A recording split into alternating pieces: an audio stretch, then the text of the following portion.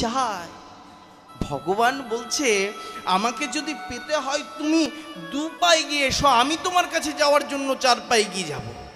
তুমি তো 1 পাও এগিয়ে এসো আমার জন্য। কিন্তু আমরা ওই 1 পা 2 পাও তার জন্য এগিয়ে যেতে পারছি না। ভগবান অপেক্ষা করে আছে যে তোমরা কবে আসবে আমার কাছে, কিন্তু আমরা যেতে পারছি না। আমরা যেতে পারছি না, আমরা এই সংসার খেলায় মত্ত। যেদিন এই সংসার খেলাটা শেষ হয়ে যাবে সেদিন আমরা বুঝতে পারবো এই সংসারে থেকে আমরা কি করলাম।